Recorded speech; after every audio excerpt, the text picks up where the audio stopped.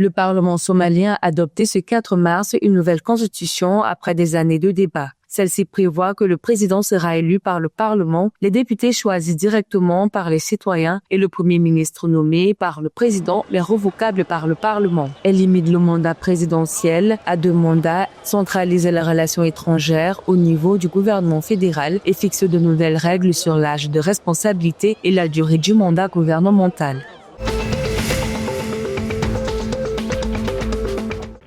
En Tanzanie, le ministre de l'Énergie, Deogratius Dejembi, a plaidé le 2 mars 2026 pour le renforcement des stocks pétroliers afin de sécuriser l'approvisionnement national, rassurer les investisseurs et consolider le rôle du pays comme hub régional pour l'Afrique de l'Est et centrale dans le contexte des tensions en Iran. Les experts estiment qu'une Energy Bank permettrait de constituer des réserves stratégiques tout en ouvrant des opportunités économiques régionales. Les analystes préviennent que la crise pourrait pousser le prix du baril proche de $100 malgré les efforts limités de production de l'OPEP.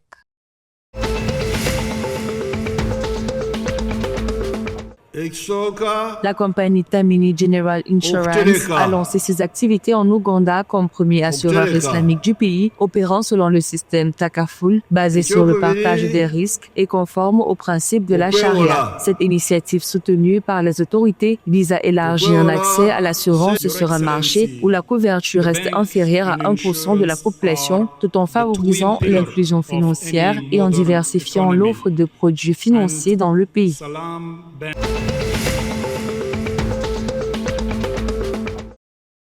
Le ministre de la Santé du Soudan a déclaré ce 4 mars que le pays est exempté d'épidémie de choléra 18 mois après son apparition en août 2024. Plus de 100 000 cas et 2408 décès avaient été recensés.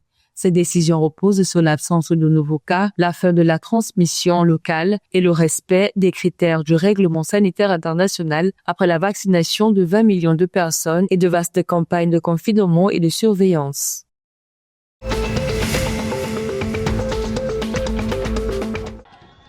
Le club rwandais APR FC s'est qualifié pour les quarts de finale de la Coupe de la Paix 2026 après un match nul 0-0 contre le SC Kiyovu, scellant un score cumulé de 2-0. Les hommes d'Abdel Abderrahim affronteront désormais Kasuji United, vainqueur de Musanze FC.